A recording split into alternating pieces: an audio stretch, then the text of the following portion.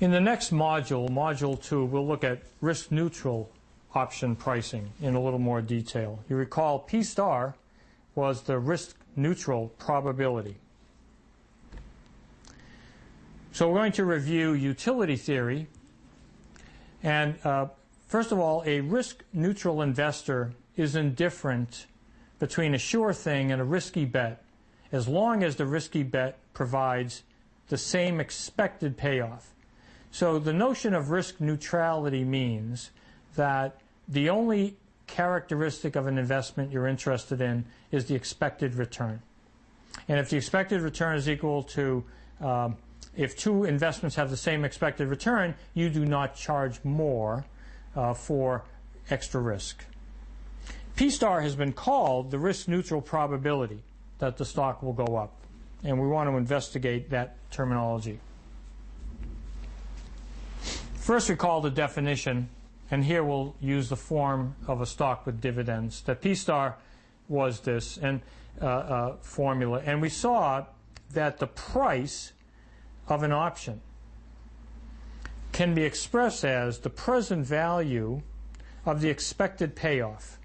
P star being the probability of the upstate, risk-neutral probability, and 1 minus P star the probability of the downstate.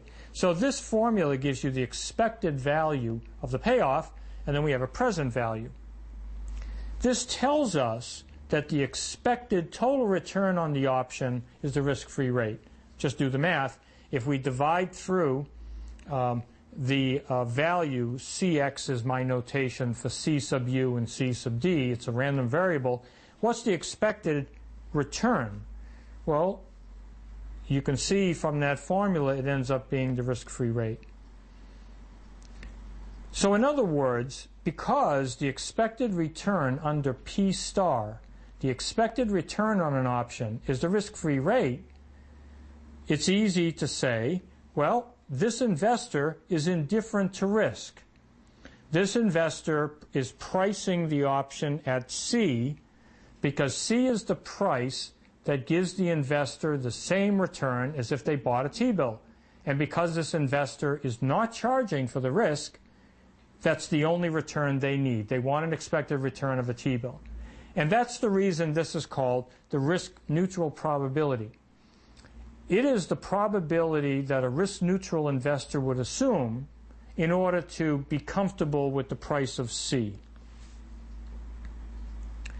We can also do this same calculation with stock prices.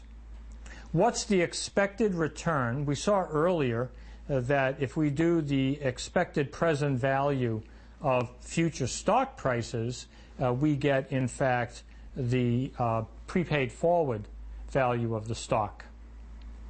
So if we look at under P star, what's the expected return on the stock?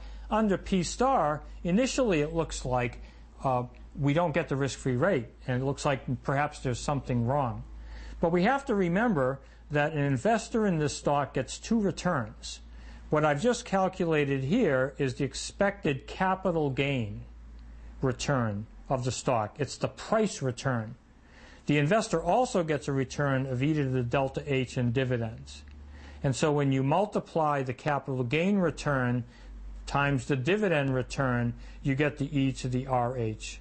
In other words, the total return under P star for the stock is also the risk-free rate.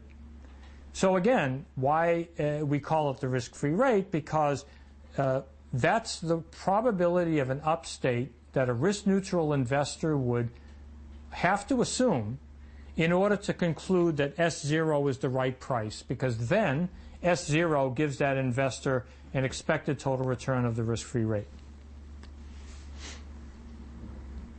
So the option pricing formula, can be said to price options as if investors are risk neutral. And it's very important to understand the if.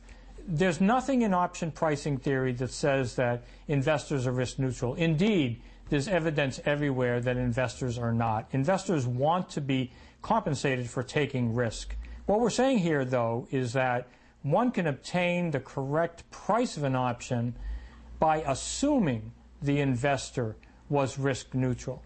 And that assumption provides the correct price of an option, even in a world where indeed investors are not risk neutral.